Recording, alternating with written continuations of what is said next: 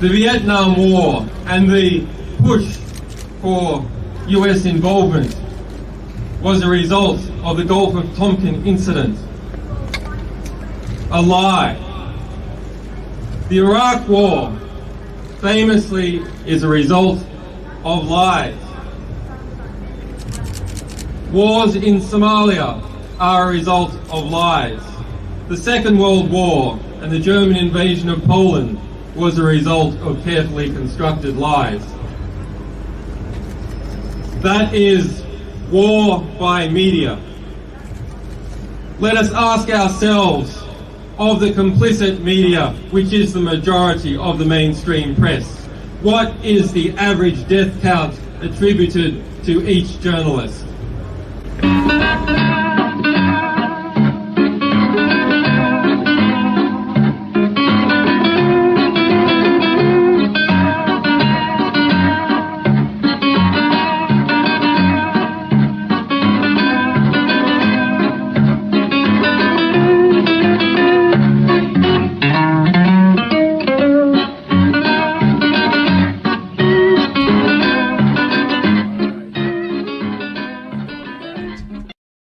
Okay, once again, that was Julian Assange, 2010, at an anti-war rally in London. And it's just baffling when you look at that or listen to that man there, that gentle, peace-loving individual, that articulate anti-war activist, journalist, is in prison now for 3 years, basically buried in what I call the Tower of London, but on the ground floor with a lot of noise around him, an insane asylum, the prison that he's in. And by the way, I'm Randy Critical. This is Randy Critical, live on the fly, Assange Countdown to Freedom here on the Progressive Radio Network. And we have another wonderful show today. You saw, if you're watching, all of the past, or some of the past individuals who have graced this show with their presence over the last 5 years. A few weeks back, we had George Szamuely on talking about his book. If you recall, and by popular demand, I got so many emails. When are you going to get that guy back on?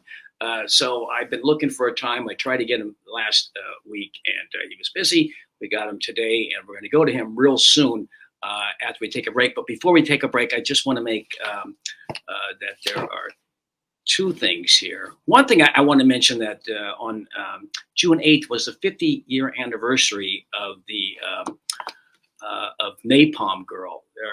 Napalm Girl, 50-year anniversary.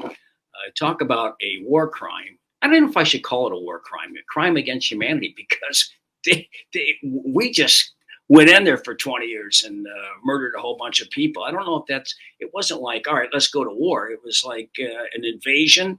And so it's beyond a war crime. It's a crime against humanity. 1 million, 2 million people, whatever, died in Vietnam. And they've died all over the last century plus, courtesy of U.S. foreign policy. We're going to talk about that and much more with our guest after I tell you that on Saturday,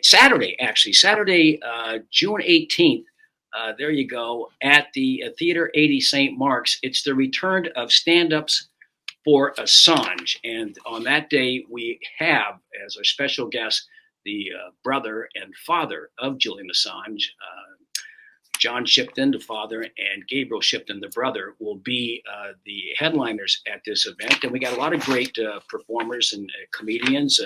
We have Jaffer Khan, great comic. Steve Donziger is going to be there, who's not a comic, and Margaret Radner Kunstler and Margaret Kimberly. And also comedians Naomi Carvani and Scott Blakeman and a few others that I can't mention right now. And the Raphael Delugoff jazz trio will be there. So if you want to get tickets for that, please call 917-415-2829. We're selling out quickly. 917-415-2829, or email if you don't get through to that number, because we're taking in so many calls. Go to AssangeCountdown@gmail.com, Or, and I prefer you do this, go to nycfreeassange@gmail.com.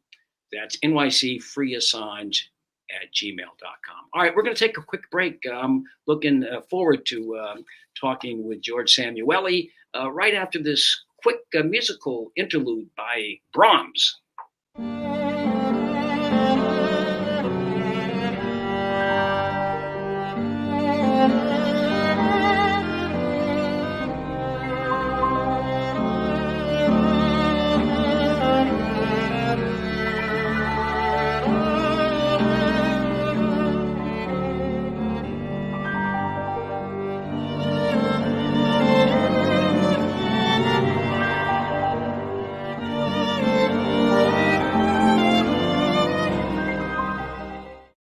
Okay, George Szamuely is a PhD. He's a senior research fellow at the Global Policy Institute. He's an author of this great book you can get for a short fee of $280 online, and it's called Bombs for Peace, NATO's humanitarian war on Yugoslavia. It came out in 2014, and he joins us right now from, I think you're in Budapest. Budapest, yeah. All right. George, it's great to see you again. Nice to see you, Randy. All right. So, well, where do we start? Let me go ahead and start with Assange. I mean, you've been a long-time supporter. What's the view in your country and across Eastern Europe, from your vantage point?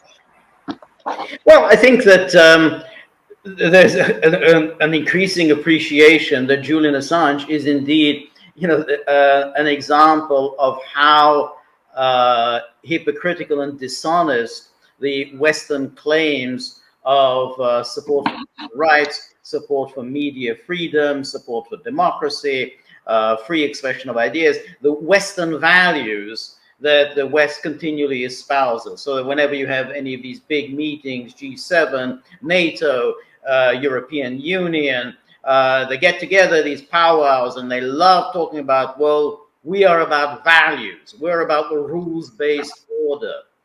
And then here is this man, Julian Assange, who, I mean, yes, he's been in prison literally, obviously, for 3 years. But even before that, he was effectively imprisoned in the Ecuadorian embassy. He had been there since 2012. So this is for 10 years. This is a man who has committed no crimes. He is simply a journalist. And yet at the same time, the shameless Western politician, particularly the British, and and it's not just that the British who have been essentially imprisoning Assange, but the British who are continually pretending to the world that they are the champions of media freedom. They hold these big international conferences under British sponsorship about the state of media freedom. And where are they worried about media freedom? Well, in Russia, in China, in Myanmar, but they're never worried about the state of media freedom in the United Kingdom.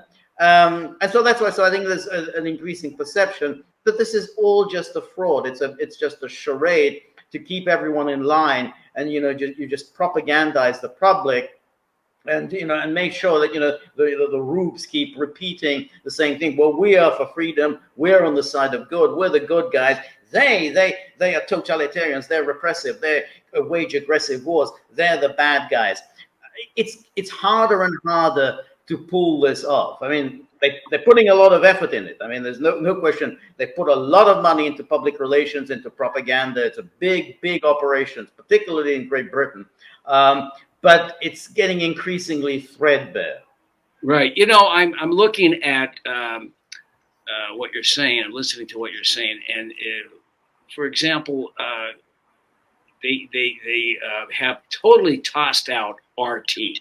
And anyone that's connected to it, even out of people like George Galloway, they had to leave RT.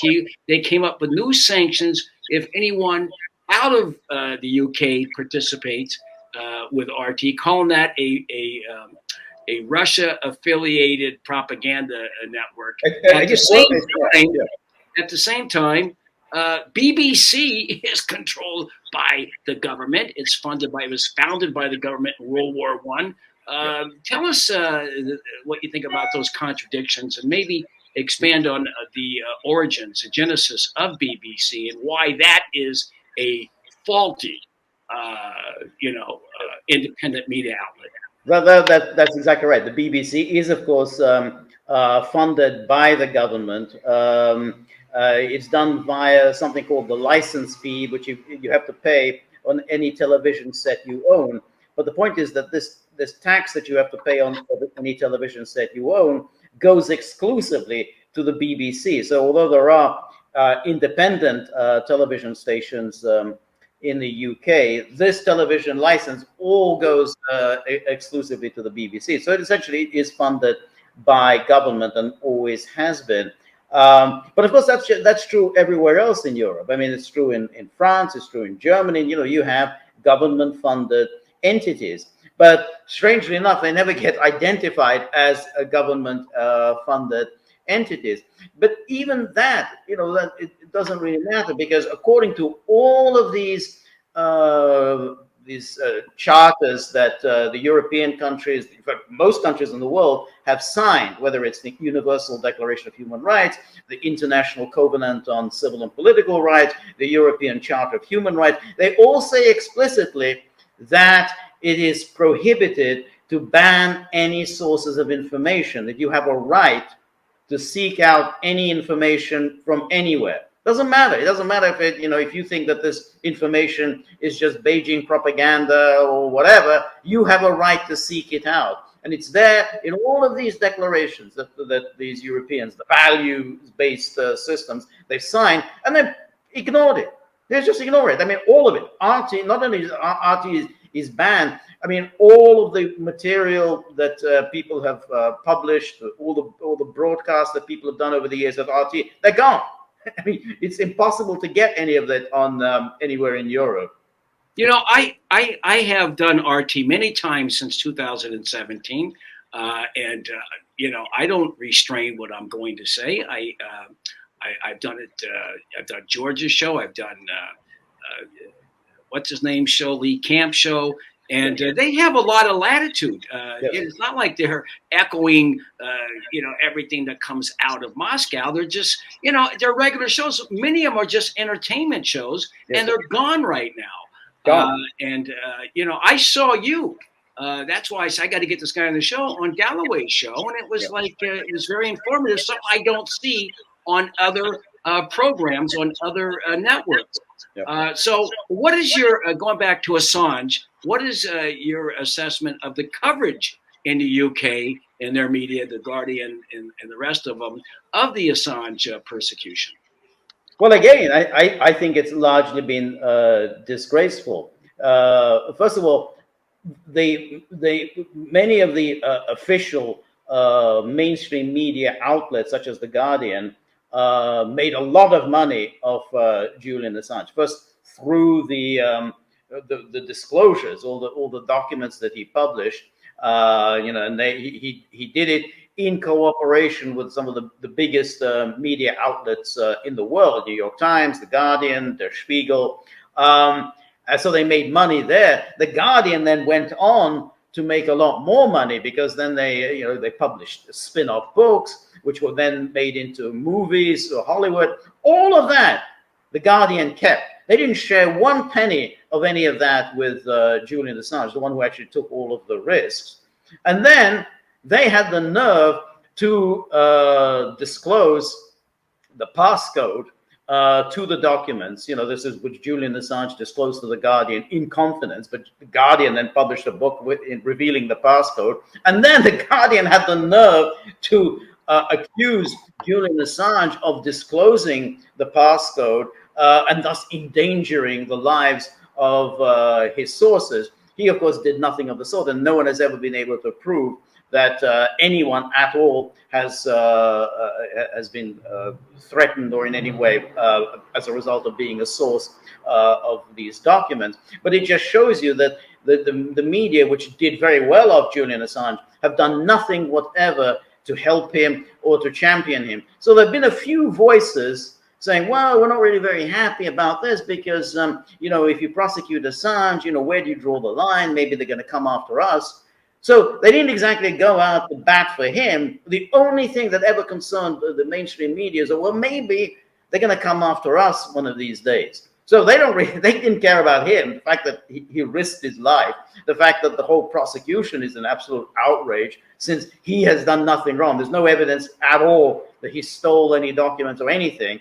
But they do have a few kind of uncomfortable. Well, maybe, you know, maybe we might be next. But that's all. It's just a kind of selfish, you know, concern. But otherwise, they haven't in any way championed him. I mean, that conference that I was talking about, which was organized by the British, you know, Jeremy Hunt, who was the UK Foreign Secretary at the time, and Amal Clooney, and then that Canadian woman, Chrystia Friedland, they were the co-chairman of this conference. They didn't even mention Julian Assange. I mean, and Amal Clooney kind of mentioned it in passing, but only in a way whereby she could blame Trump for it.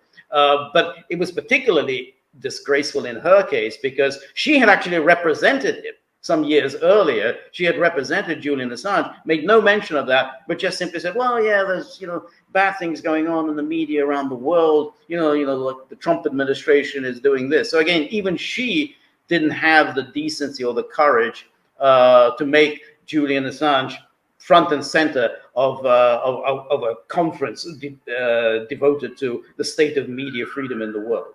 Yeah, you know, you're right. So well said, George. Obviously, the script has been written and everybody's reading from the same book, from the lower courts all the way up to Priti Patel. And, you know, there's a reason why. I tried to play this over the last couple of months, the clip that I think really made him an enemy forever. And that is from Collateral Murder. I just want to play this again for those who haven't seen it or have seen it and need to see it again over and over and over again. And we're going to play that clip. This is from Collateral Murder. We're going to play the 1-minute version. Bushmaster, Crazy Horse, we have individuals going to the scene, looks like possibly picking up bodies and weapons. Let me engage. Hey, we need to stop that so we can get down there. We need to shoot. You see my location? Roger. Break. Crazy Horse 1A, request permission to engage individual. Picking up the wounded. Yeah, we're trying to get permission to engage. Come on, let us shoot. A Bushmaster, Crazy Horse 1A. We're taking him. Bushmaster, Crazy Horse 1A. It's Bushmaster 7, go ahead. Roger, we have a black SUV or bongo truck picking up the bodies. Request permission to engage. Bushmaster 7, Roger. This is Bushmaster 7, Roger, engage. 1A, engage. Clear. Come on. Oh yeah, look at that, right through the windshield. There you go. That's the reason why. And I also think, George, it's because of, we're talking, by the way, with George Szamuely, Dr. George Szamuely, who is a professor, and he's the author of this tremendous book everybody should read. We'll talk about that in the second half as we talk about Ukraine, and that is Bombs for Peace. We'll talk about that later.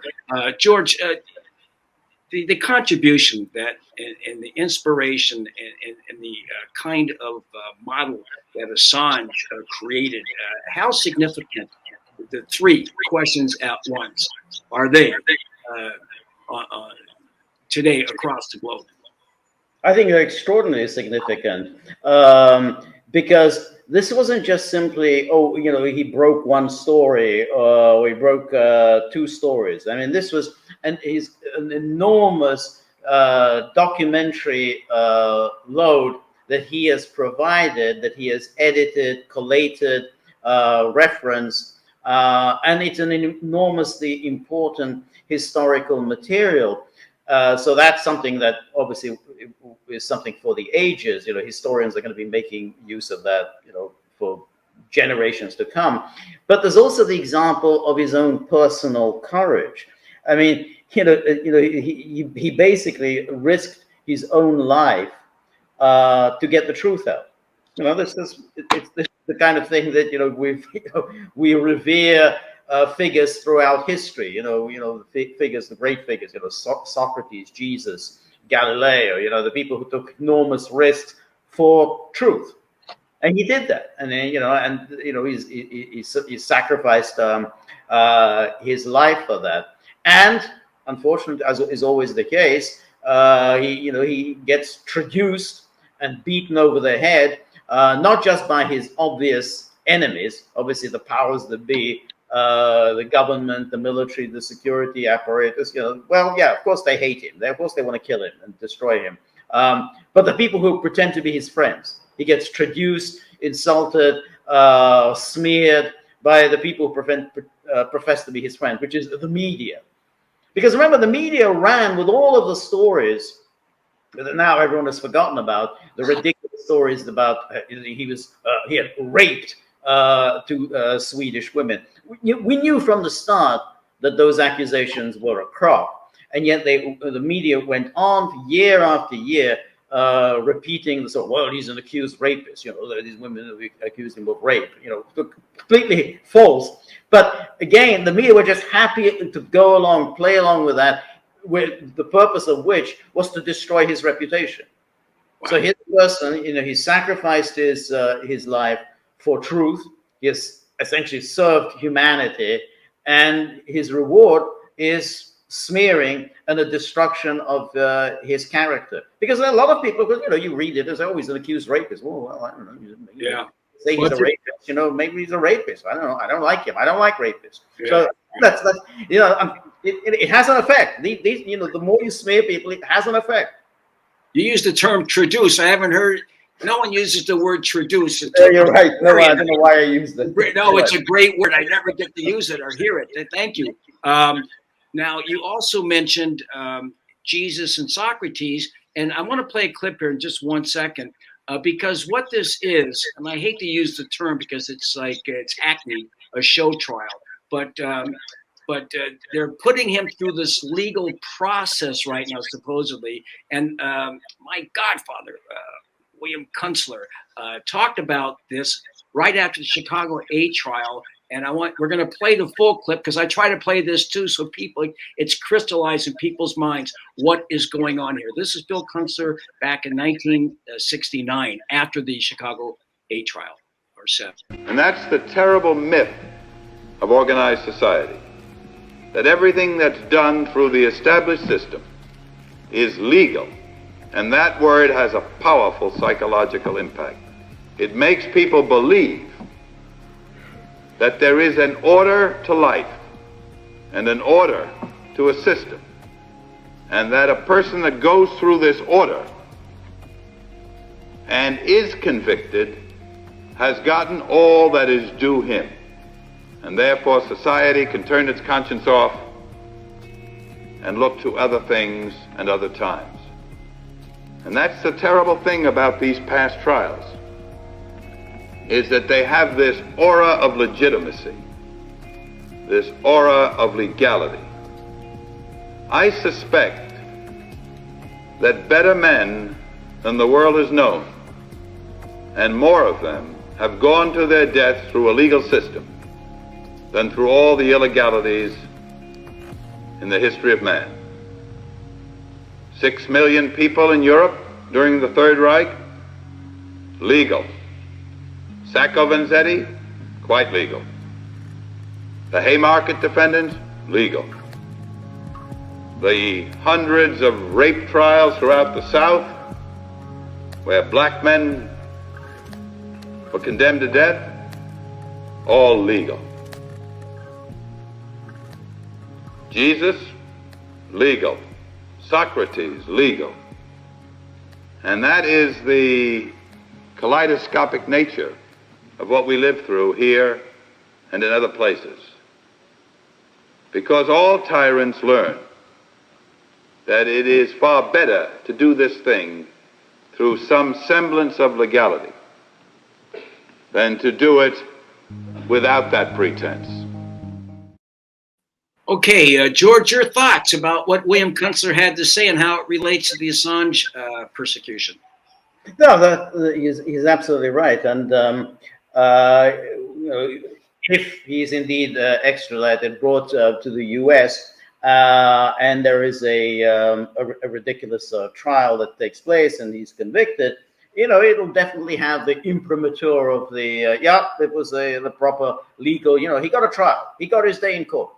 Um, um, but a very egregious example of this are the various international courts that the United States and the NATO powers have set up, which are completely kangaroo courts, and they issue their judgments.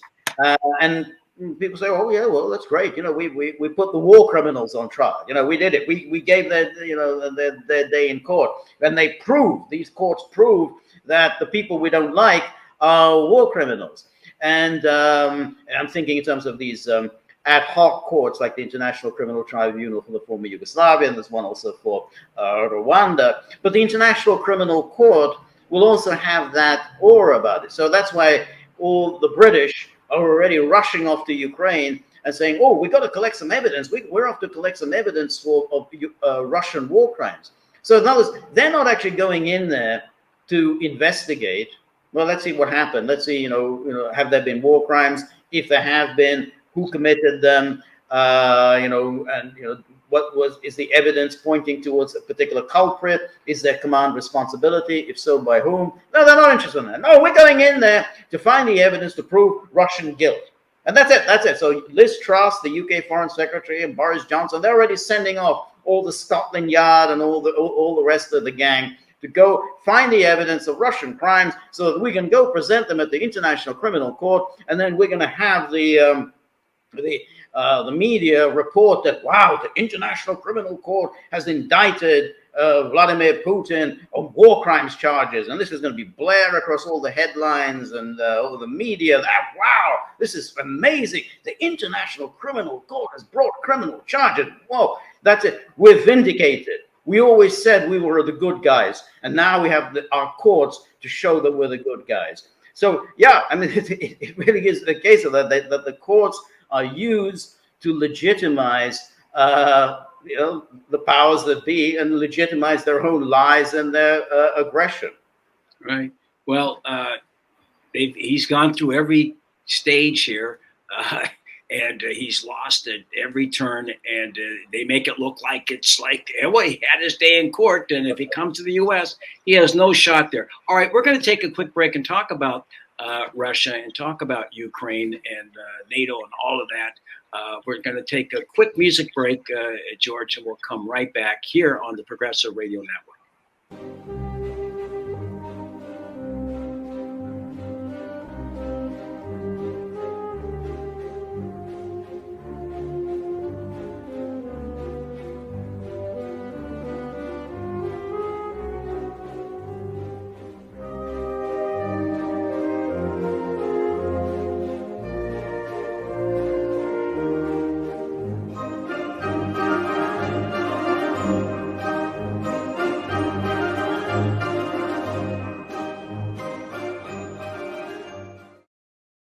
Okay, I'm Randy Credico, Randy Credico live on the fly, Assange Countdown to Freedom here on the Progressive Radio Network. We're talking to Professor Dr. George Szamuely, and I got your name right this time. The last time I had some problems, I got confused by the Z. So let's travel to Eastern Europe, and I'm only getting one slide of the picture over here. I know you've seen all the reports in the Western media. And how do you react when you see the one-sided reports? Because people really don't know what's going on here. All they see is a sea of blue and yellow flags. They don't know what's going on because, of course, the media have presented it in the way, again, as they usually do, which is we have the good guys here, the bad guys here, and the bad guys are waging a war of aggression against the good guys. The important thing is always to eliminate any kind of history from the equation, and then so people really don't know.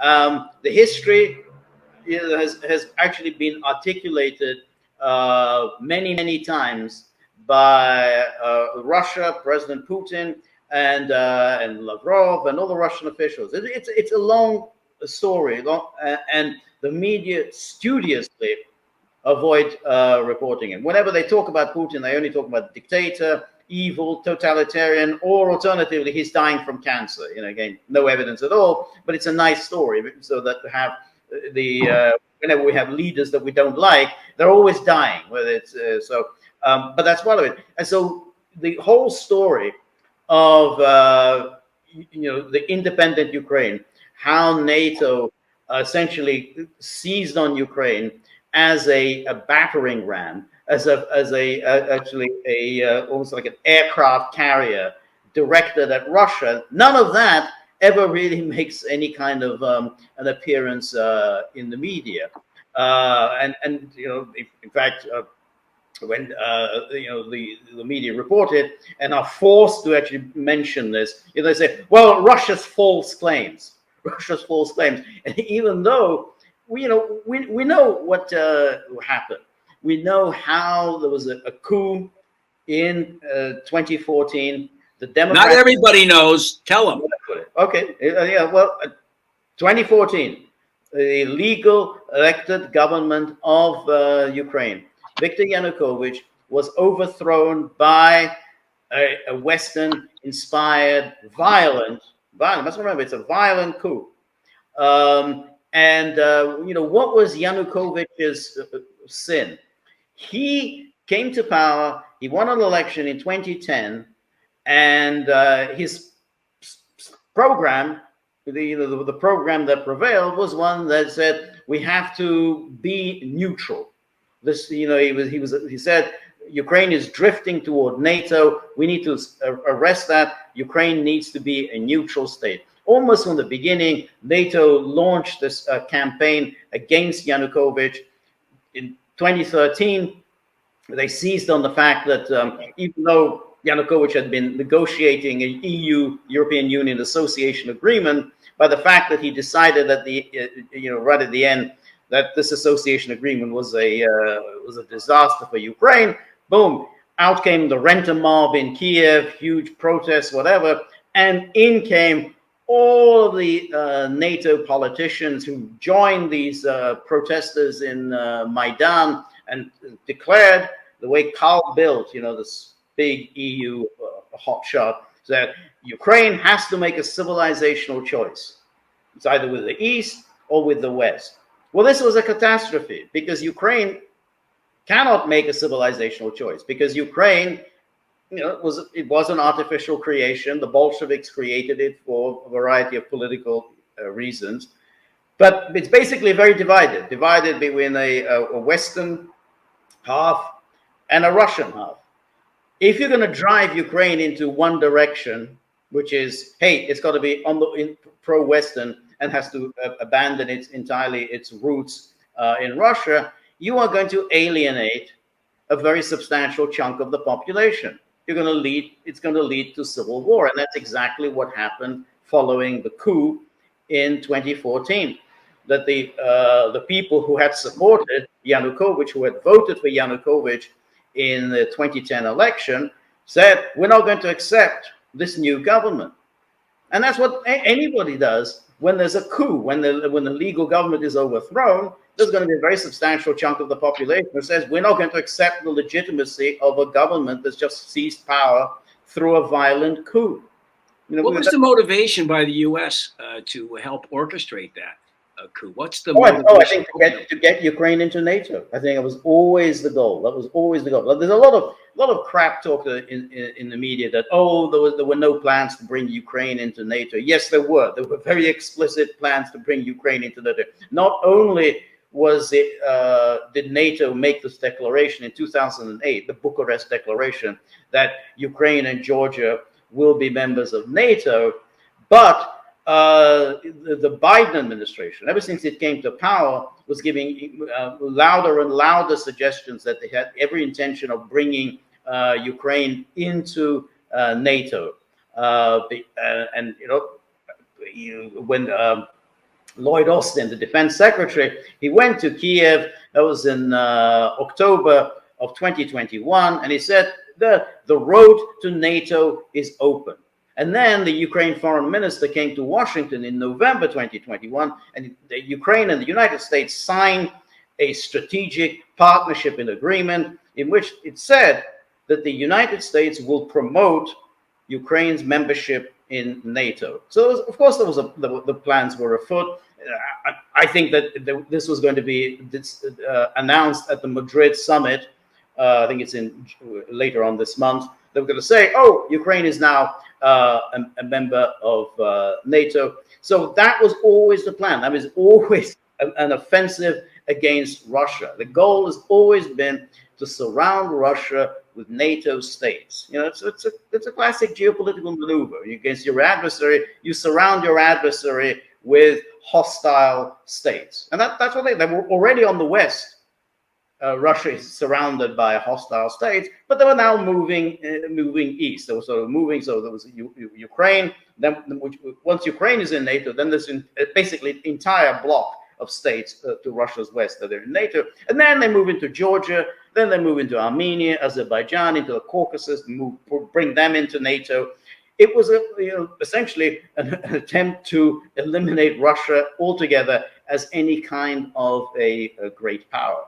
So, not new in this plan, it was kind of, Hitler's plan, 70, 80 years ago. But that was the American plan.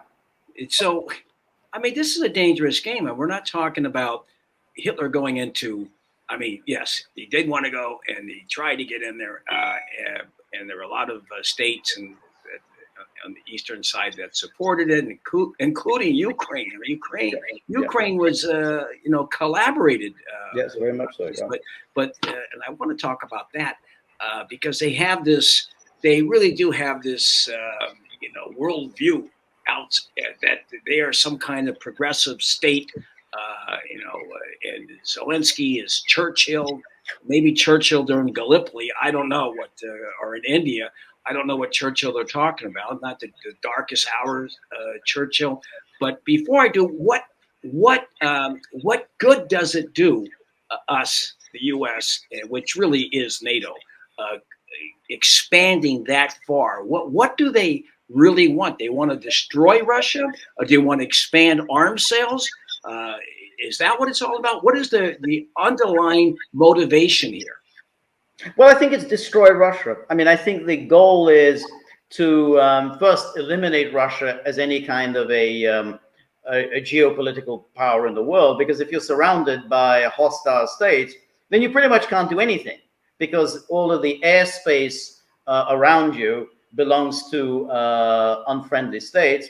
The seas around you belong to unfriendly states, and we're already finding that. I mean, the other day, Sergei Lavrov, was trying to fly to Serbia. He'd been invited to Serbia, and lo and behold, some 3 NATO member states, Montenegro, North Macedonia, and Bulgaria, said, no, you can't fly over our space. You can't go to Serbia. I mean, no one has ever done this. I mean, basically, to deny a foreign minister, again, a foreign minister of a major power, to go where he wants to go, and they say, hey, you're not using our airspace. So, and then if Sweden and Finland join NATO, which I think there's a good chance of that.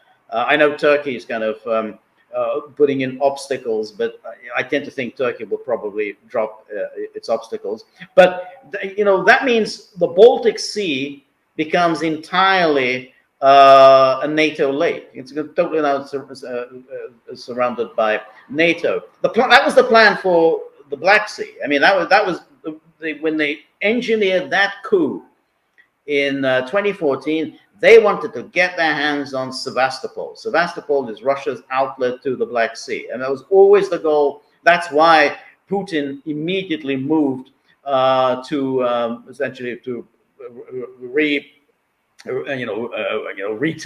Crimea. Crimea had been part of Russia, but they say, okay, that's it. We're going to make Crimea a part of, as historically a part of Russia, because he knew that this was the goal of this new regime. That's why NATO was supporting that coup. They wanted that vital piece of real estate, which is Sevastopol in the Black Sea, and then the Black Sea will also be a NATO lake. and Russia will be eliminated altogether. But ultimately, it's also the destruction of Russia from within. And the NATO powers were doing that during the 90s. I mean, they were sponsoring all kinds of terrorist movements in the Caucasus, in Chechnya and Dagestan.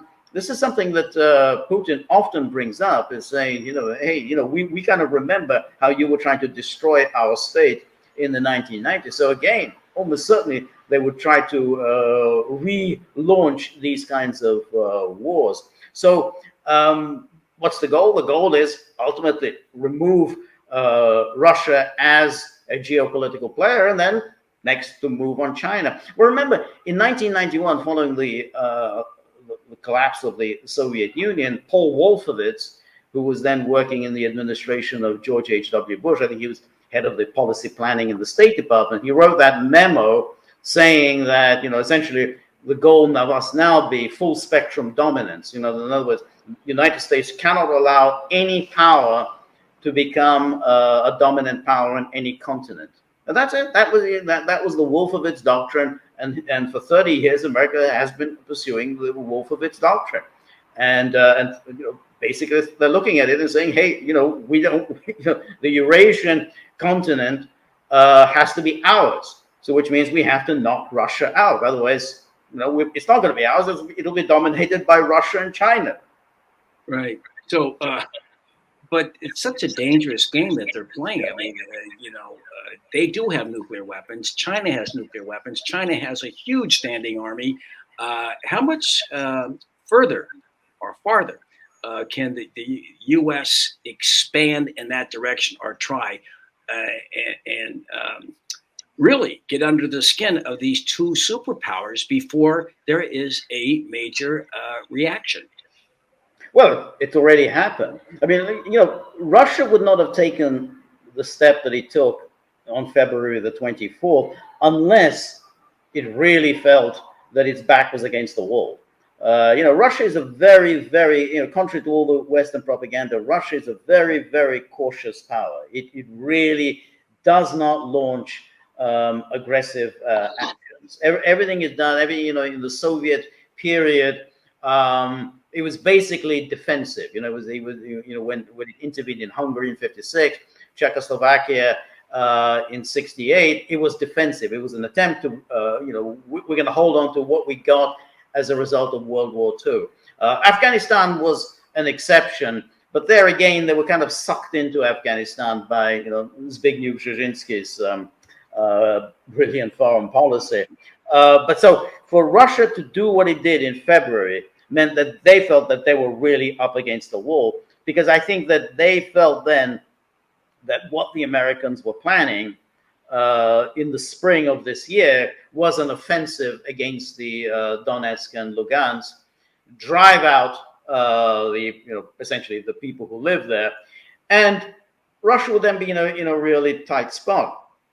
Either it does nothing, in which case Russia is humiliated, having made all sorts of promises that they would protect the people in the Donbass. Russia now turned out to be impotent, unable to do anything, or Russia will be sucked into a war in the Donbass, and then they hope, hey, this is great. Russia will just be sucked in. There's going to be fighting there for years and years. It's going to be a drain on its resources. It's going to lose an awful lot of lives, and it'll weaken Putin. Maybe he'll be overthrown, and then there'll be chaos and instability in Russia, and that's a great thing. So the Americans thought this was kind of win-win. Whichever way it goes, it's good for them, and I think that's why I think Putin made this preemptive move ahead of what he thought was that they were planning an offensive against the Donbass. He made this preemptive move called the denazification, demilitarization, and he's basically said, okay, that's it. We're going to eliminate this threat to our security on our western borders, and it's and it's not Ukraine. It's not Ukraine itself that's the problem. It's Ukraine as a forward base of NATO. In other words, it's NATO in Ukraine that's the problem. And this is, in fact, what they've said about Finland. They say, oh, well, what did Putin ask? Well, what do you think of Finland in NATO? And he says, well, That's not our problem. It's NATO infrastructure in Finland that's a problem. So that's the issue. I mean, it's essentially turning Ukraine into just a sort of, you know, a dumping ground for NATO armaments, you know, and in a state that's also very hostile. I mean, it's been year in, year out with these kind of crazies, all these Nazis, crazies being in power in Ukraine. It's become more and more hostile. It's now absolute raving hatred against Russia. And you know, this was a situation which Russia could not tolerate. The United States would have not tolerated this, you know, 10 years ago. I mean, you know, Russia had been very tolerant for, you know, since 2014. They had been very, very tolerant for 8 years. All the Russians did was to say to Ukraine, please comply with the Minsk agreements. The Minsk agreements were the ones that were signed in 2014, which was that these rebel provinces would be reintegrated within Ukraine, but only if they were granted special status. In other words, they had, you know, they had the right to use their language, you know, and had their right to have their own police force. That's all. That's all. And Ukraine had signed on to this agreement. France and Germany had guaranteed the agreement, and none of them, neither France nor Germany nor Ukraine, had the slightest intention of fulfilling the agreement. So Russia just got absolutely fed up with it. Yeah, I'm looking. You mentioned Finland and Sweden. By the way, Finland was involved in the siege of Leningrad, basically collaborating with the Nazis. And Sweden, up until almost the end of the war, provided them with all that raw material. So now, what do they gain? They're not threatened by Russia. What do they gain? Finland and Sweden. Don't tell me that anyone there actually believes that Russia is a threat to those countries. I don't believe they gain anything. I really don't. And I think that it's significant that neither Finland nor Sweden will hold a referendum and ask the public what it thinks about NATO membership. Because I think that the public, you know, once there was a proper debate, the public would reject it and say, well, what do we get out of this? Because we're essentially putting ourselves on the front line. Because, you know, with relations where they are between NATO and Russia, and given this almost a direct open war between NATO and Russia in Ukraine, where it's going to be very hard for Russia not to see us as an enemy and as a threat to St. Petersburg. You're talking about a territory that is very close to St. Petersburg, territory that, as you say, they were collaborators with Hitler in World War II, and then territory also that, you know, you go into Russian security in the Arctic, in the White Sea, in Murmansk, all of that now suddenly become vulnerable to NATO attack. So the Finns are going to say, well, you know, we enjoyed this neutrality for decades during the Cold War. No one interfered with us. Russia didn't tell us what to do. Now, if we're members of this military alliance, and a military alliance that is pretty much in open war with Russia, we are on the front line. You know, we're going to be the first people to get clobbered, because, you know, Russia is going to want to protect St. Petersburg. It's going to want to protect its route to the Arctic, its route to the North Sea, the Baltic. They're going to hit us, and, you know, it's to me it's very hard, but it just shows the extent to which Europe has now completely succumbed to American bullying. I find it very baffling, but it's not just Finland; it's everybody else in Europe that is just cravenly fallen in with American demands, even when it's obviously not in their interest to do so. Right. I got to get back to Zelensky. They make him look like he's the Grand Rebbe. Suddenly, you know, he can't be a fascist. He's Jewish. Well, so is Sharon, and so was Begin. They were both fascists. And of course, even saying that might be a third rail. I could be Jeremy Corbynized here. by saying something like that. And so you got to be very careful. But of course, you're absolutely right, because people forget that, you know, Hitler was definitely obsessed with the subject of the Jews, but people forget he was also obsessed with the subject of the Slavs. I mean, the Slavs were pretty much for him as much subhuman as the Jews. I mean, if, you know, in Mein Kampf, I mean, he pretty much lays out the plan of basically ruling over the Slav. I mean, the Slavs are the Untermenschen. So, you know, the people in Ukraine, you know, first of all, many of the people who are in influential positions, this Azov battalion, all these neo-Nazis, do hold anti-Semitic views. But they definitely hold very anti-Slavic views. They don't consider themselves Slavs, so that's very important. You know, and people say, "Hey, but aren't they Slav?" No, they don't consider themselves Slavs. They consider the Russians Slavs. You know, they're an inferior people. So there's nothing at all so astonishing that they've got that part of the Hitler program down. And again, if you look at the Azov battalion, who financed the Azov battalion? I mean, no one's really going to deny that they're not Nazis. I mean, they go around wearing Nazi insignia. Somebody goes around wearing Nazi insignia, espousing, you know, Nazi views. Chances is they're Nazis. But the person who's been bankrolling the Azov battalion is Kolomoisky. Now, Kolomoisky is also the patron of Zelensky. It was Kolomoisky who kind of created Zelensky. Kolomoisky is himself Jewish. So there's nothing at all so astonishing about Jews using their wealth in order to advance their agenda, and they're happy to use Nazis to promote their agenda. Wow. And let's get back to Zelensky being considered this Churchillian 1940 Churchill, you know, the darkest hour, that guy who rose, you know, and saved the day, saving people at Dunkirk, and rallying the troops there and holding off the Nazis until the Russians came in a year later.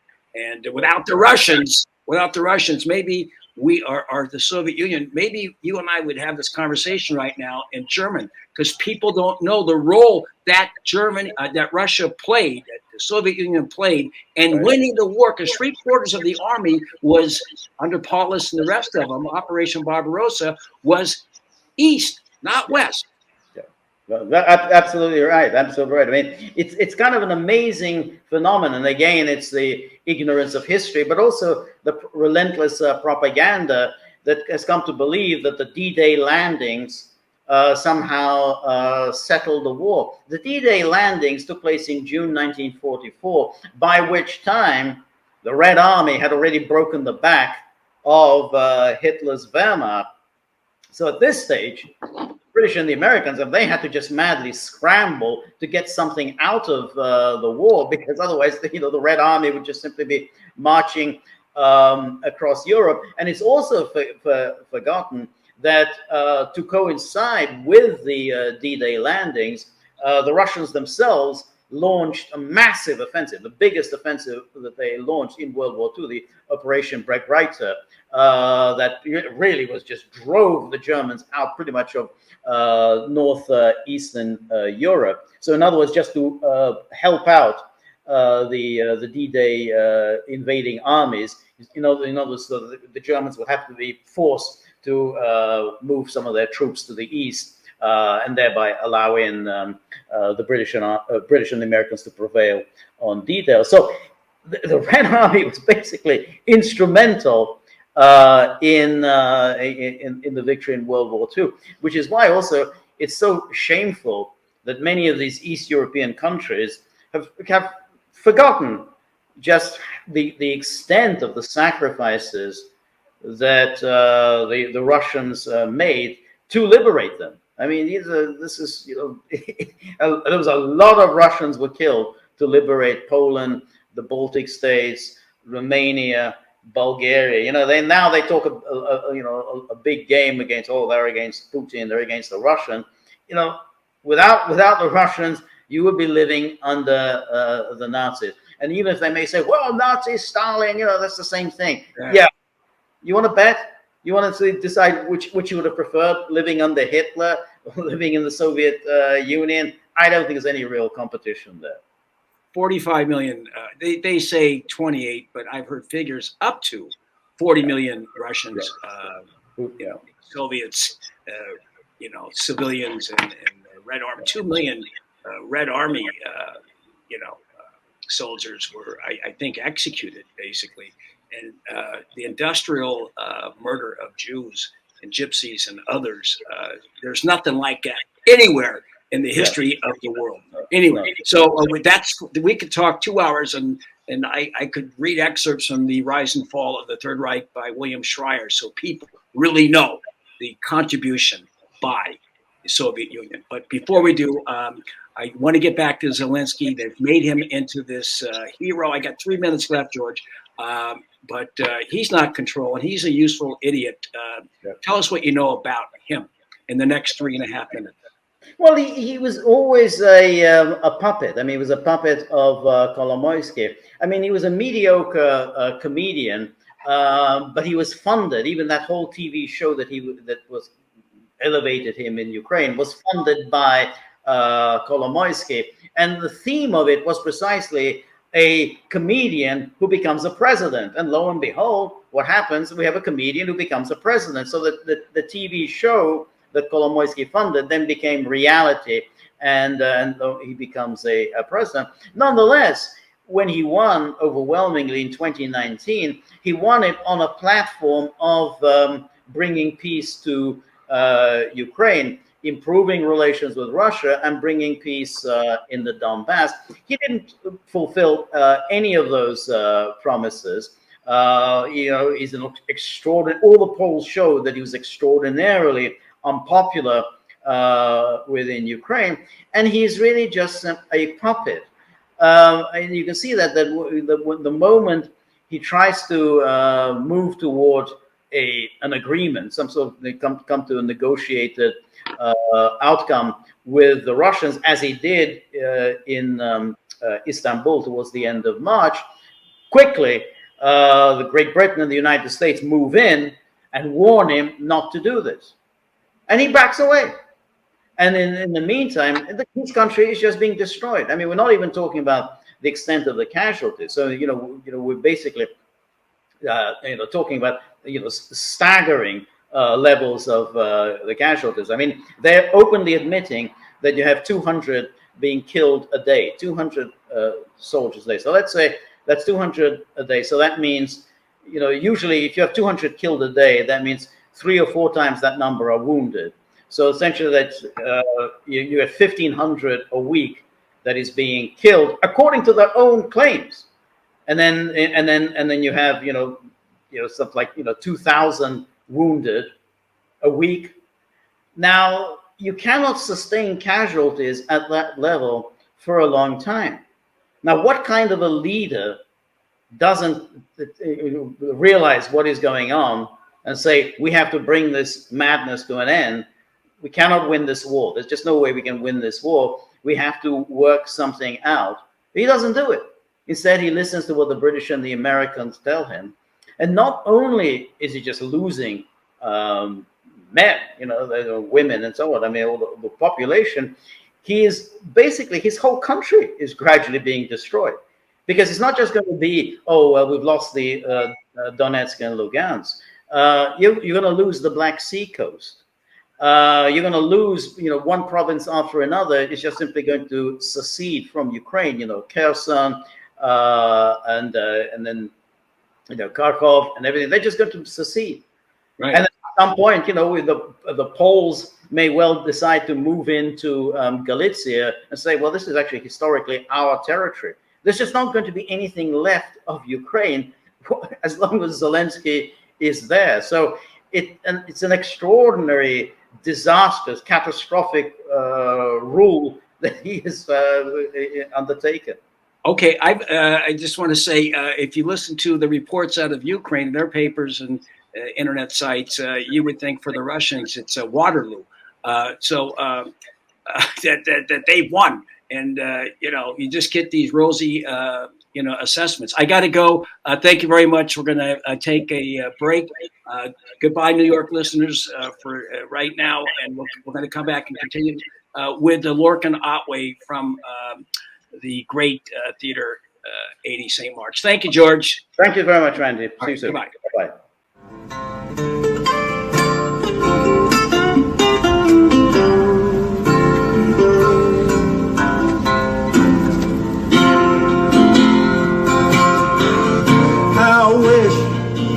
I wish you were here too.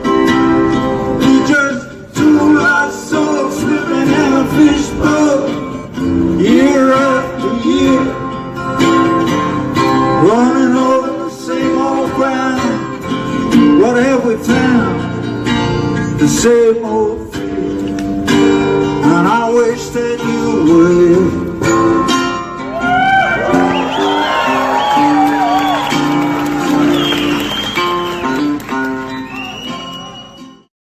Okay, that was, of course, Roger Waters in London, 2020. I'm Randy Credico live on the fly here on the Progressive Radio Network, Assange Countdown to Freedom. We are returning, as I mentioned earlier, this coming Saturday to the landmark, historic Theater 80 St. Mark's, which is located on between 1st and 2nd, closer to 1st Avenue, at 7:30 p.m. With stand-ups for Assange, and we have a lot of. Most importantly, we got the father and brother of Julian Assange there, John Shipton, the father, and the brother Gabriel Shipton, and also we have comedians Jaffer Khan, John O'Donnell, Naomi Carvani, and we have the Raphael Dulugoff Jazz Trio, and much more. I can't, mention them all. And Steve Donziger is going to be there, Margaret Kunstler, Margaret Kimberly. I will be emceeing, and you can get tickets for that show by calling 917-415-2829, make reservations, or go to AssangeCountdown@gmail.com or at nycfreeassange@gmail.com. All right, so that's it. Of course, it's coming at a critical time for Theater 80 St. Mark's. Get there. It's possibly one of their last presentations.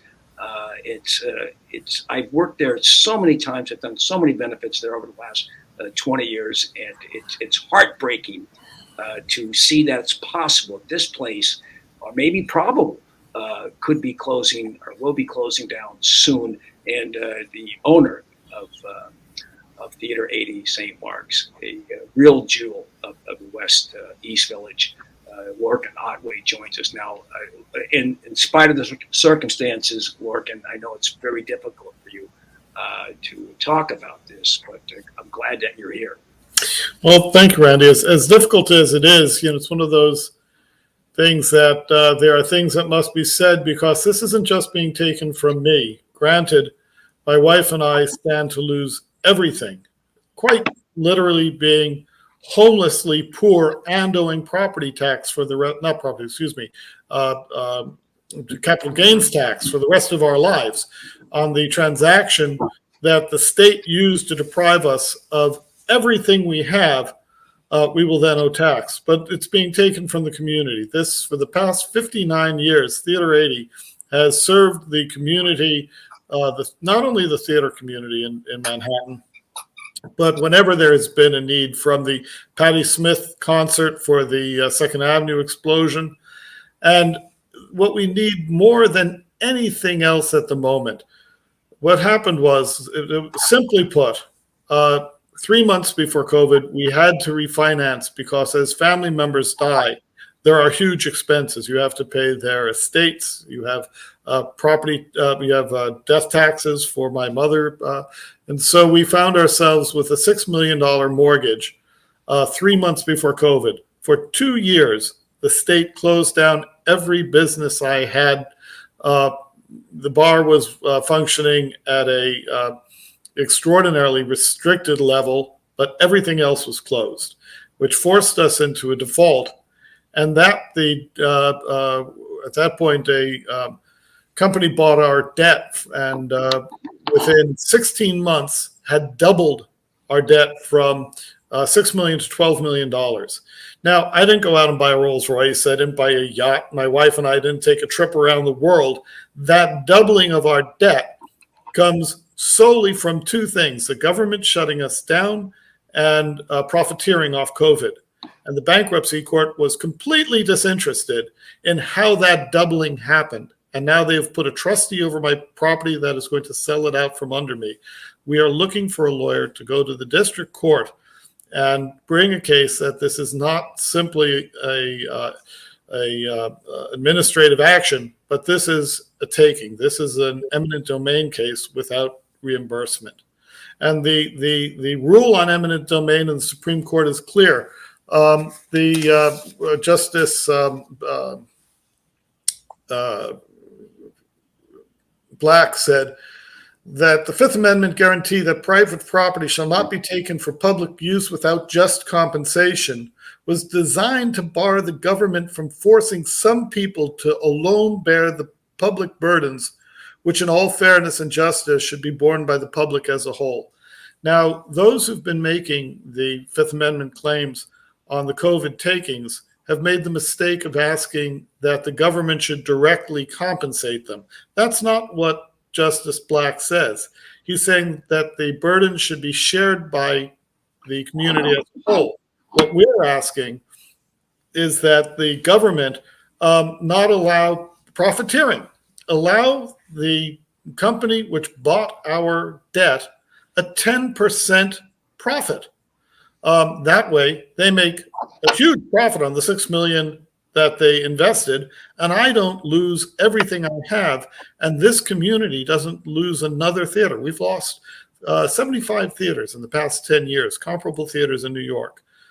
New York is losing the jewel of its crown, which is our theatrical heritage. And without it, the culture in New York isn't sustainable. Broadway alone will not continue the tradition of New York acting and the voices that we hear from our theater, which is everything from the Negro Ensemble Company to Shakespeare and ballet, and of course Randy Credico at times. Right. We are a vital part of what makes New York, New York. I just can't imagine it's until it happens, it's just unimaginable. Well, what I can't imagine is that with an issue that has such implications on the Supreme Court and such implications in creating a decision that will help to stem this flow of property from working families to the millionaire and billionaire class, I cannot find a single lawyer to stand up for me in court. And as you know, Randy, I've spent, 20 years doing that for free because Theater 80 has sustained me so that I could represent people who cannot find representation anywhere else. What kind of lawyer are you looking for? Somebody who is both a civil litigator and has a background in constitutional law. Yeah. Well, have you tried the CCR yet? All those places have such a difficult intake, and I would hope that people who know me, know my theater, know my work, might try and cut through some of that extraordinarily difficult process. Right.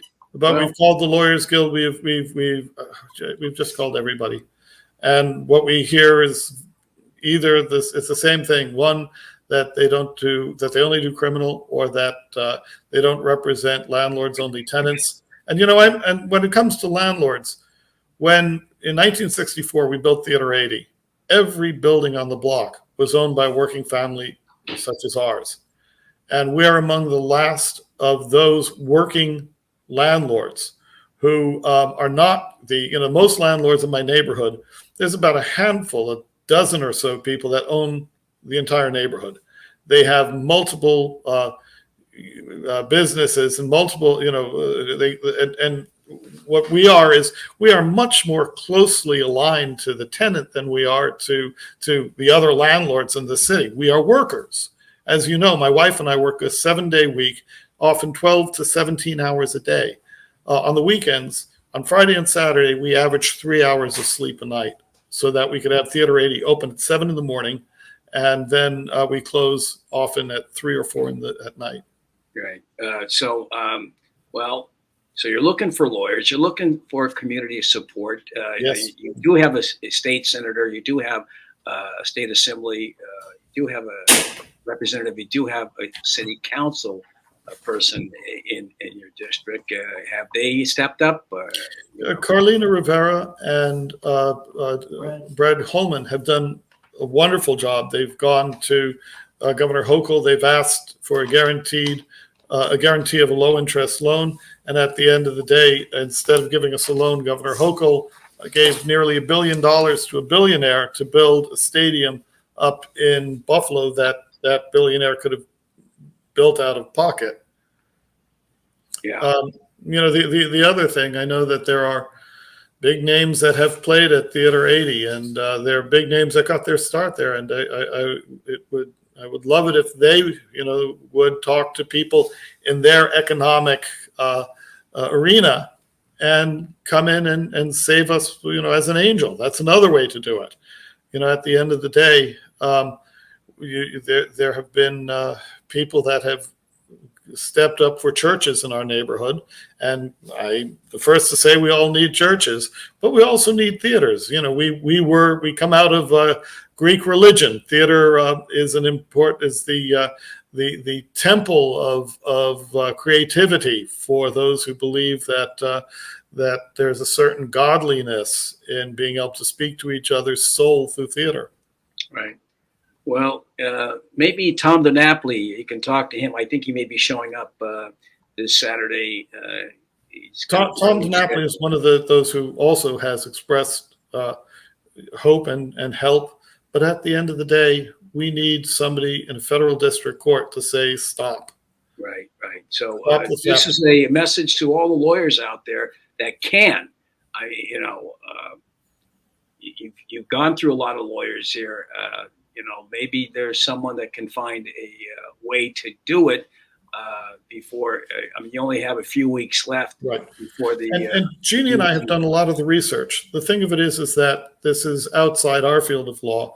A great part of this is the civil procedure aspect of going to a federal district court with this. But we actually have done a lot of the research in the case law. And so if there is a lawyer to step up, we would immediately send a brief that we've written, which is a good start. And because at the end of the day, the law has become so specialized. It's like going to a dentist if you have a heart problem, going into a forum that you're not familiar with the first time. For example, our bankruptcy lawyer, who is a very good lawyer, looks at everything through the bankruptcy court and completely. It took him a long time to come around to the constitutional issue, and at the end of the day, did not make it because of the fact that it's the wrong forum. That in a bankruptcy court, the assumption is that the creditor is right. And so, for example, Maverick, the company that bought our loan, charged $500,000 in legal fees against us. They charged us penalties for not evicting the theater of my businesses, my tenants, and myself when there was a moratorium on evictions, and the court accepted that. The court didn't question it. What's more, we had very good reason to assume that Maverick had contacted a lender and threatened them in some way or another. We asked the court for discovery, and we were turned down. When the lender had made this claim to both my lawyers telephonically, and this is a lawyer is a functionary of the court, and the judge refused us discovery. And I think that at the end of the day, the crime of stealing this from the people, that the court has played an active role as a co-conspirator in that theft. Well, I don't know what to say, except for if there's anybody out there that has any ideas, that knows anybody, Please, this is a critical issue as far as I'm concerned, protecting this great historic building and the historic site and what's inside and the long-standing history of Theater 80 St. Mark's. It's been a great boon to the community. And Randy, if I could give a contact. Go ahead. Give us all the information. You got the last couple of minutes. Go ahead. I appreciate it. If there is a lawyer out there who could step up to the plate and make history with this, my contact address is Lorcan Otway, LORCANOTWAY @gmail.com. And we will jump at any opportunity to speak to adequate counsel. Better say that one more time. Lorcan Otway @gmail.com, LORCANOTWAY @gmail.com. Anybody out there that has any ideas or knows anyone that can help out, please do. This to me is a very important issue, and I'll see you Saturday night at the and people show up there for the cause of Julian Assange and also for the cause of Theater 80 St. Mark's. And I am looking forward to that show, Randy. We so enjoyed the last show you had there, and the opportunity to say goodbye to your pup, who is so precious to all of us. I got a new one that you're going to see this week. All right, the Excellent. new one. I met the new one the other day at the. Oh, that's right. Yeah. Yes, exactly. All right. Say my love to Jeannie and to the both of you, and we'll see you. That is June 18th, Saturday night, 7:30. The bar, it opens up early. The bar opens like at 5 o'clock. It'll be open. I'll be there early. You want to get something to eat next door, bring it in, or eat something there, or have a drink. Well, we have wonderful shepherd's pie, so you don't even. Oh yes, we got shepherd's pie there, and they also have absinthe. So yes. we'll be mixing it afterwards. When the show's over at 9:30, 10 o'clock, we're all going to be hanging out at the bar and trying to figure out how we can save this beautiful landmark, Theater 80 St. Mark's. Okay? Maybe I'll sing something in memory of Arthur Conoy, who always said that the civil rights movement ended the day we stopped singing. So, all right. See you on Saturday. Thank you, Lorcan Otway. I'm Randy Critical, live on the fly, Assange Countdown to Freedom, Progressive Radio Network. Let's see. We're going to go out with The Bar by Roger Waters. Maybe he'll.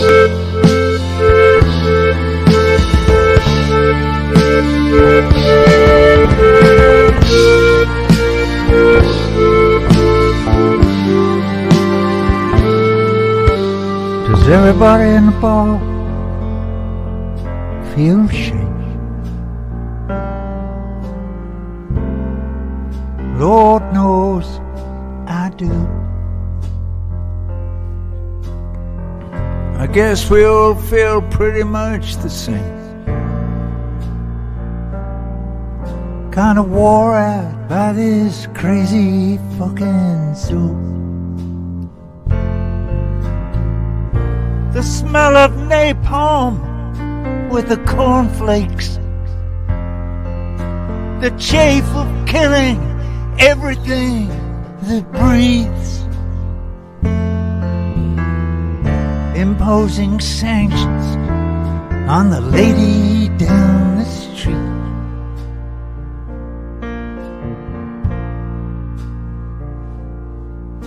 Till she takes her in and packs her bags and leaves.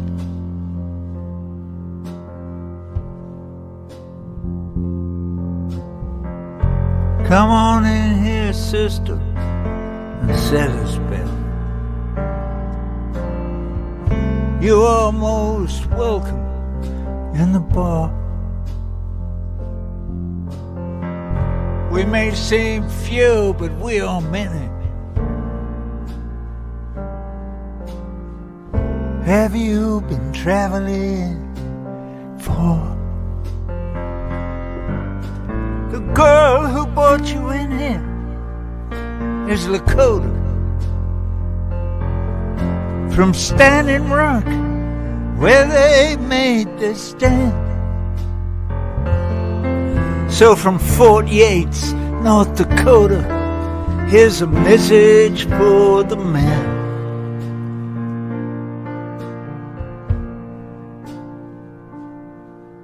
Would you kindly get the fuck off our land?